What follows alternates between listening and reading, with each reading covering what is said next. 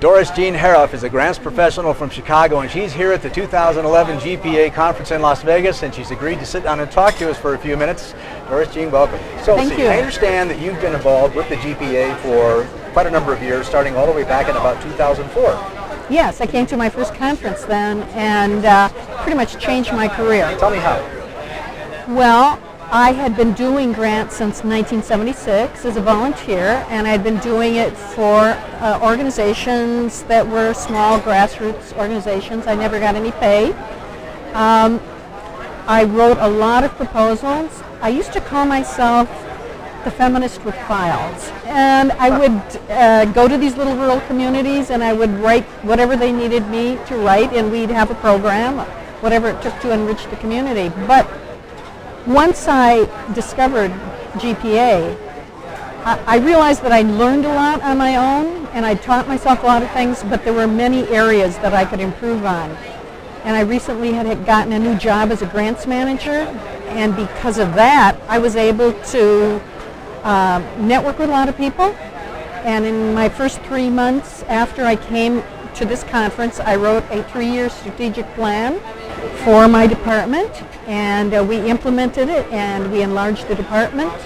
My boss was very pleased. Okay, and so did you get the inspiration for writing that plan at the conference you attended, that first conference? I did. I thought I had to get more organized and more businesslike, and I needed to show my vision to other people in the organization so that they would assist me. Okay. Now that was back in 2004. How many people were at that convention? I believe there was 450 or so. Oh, is that right? There were quite a few at the Boston convention. I think it was a good draw. The place was a good draw. We have a great turnout today. It is. It's good. We're always over 500 now, recently. Now, you're also now serving as a board member for the GPA. I am. And tell me about what it means to be in leadership in the GPA and the impact that allows you to make, and maybe how it gives you, for lack of a better word to say, a legacy. Yes, after I went back from that 2004 conference, I decided that I wanted to be involved more with some local people in the Chicago area where I was living at the time. So we started trying to form a chapter, and we formed a chapter, and it got started in about 2005. This allowed me to become active because we basically all volunteered to become officers and committee heads, and I volunteered to become the chair. I'd never been the chair of an organization before. I like to be in the background. And I found that I was pretty good at organizing and attracting people to come to the meetings and to become members. So it was good for me, but more importantly is that I was able to help a lot of people who are new to the profession learn skills earlier than I had learned them, and that's what I thought was important. Yeah, it's a tough road when you learn it all by yourself, and trial and error. That's a long learning curve. Right, and then when they came up with the grant professional certification, I was in the first class to take it, and the reason I did is because I had no advanced degree, and I thought at the end of my career I wanted to prove that I really knew a lot. And I'm thrilled to have the GPC, and I think it makes me more attractive. Can you give us a little background on the GPC, why it is, and how you achieve that? Well, the why of it is people who do grants are not seen as anything more than writers. And actually there are at least 8 or 9 core competencies that you have to have in order to do any proposal well and manage the program. So there's a lot of things skills you really need to have.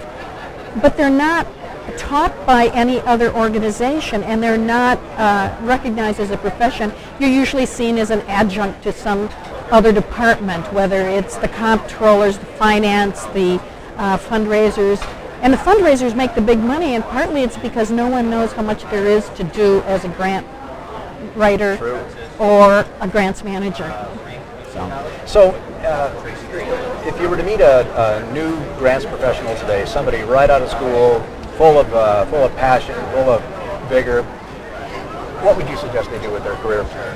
Spend the money themselves if they have to, but come to their first conference, meet a lot of people, and definitely get an idea of the full range of possibilities open to them and see how their skills fit in, and then sort of target what they want to do as far as their education, further education, mentoring, whatever it is they need in order to become really excellent at what they do.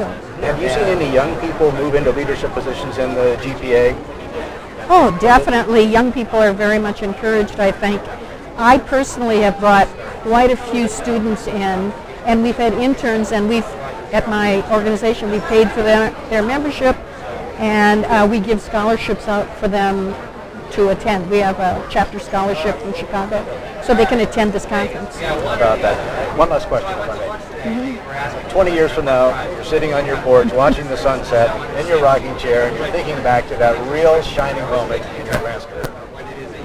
What was it?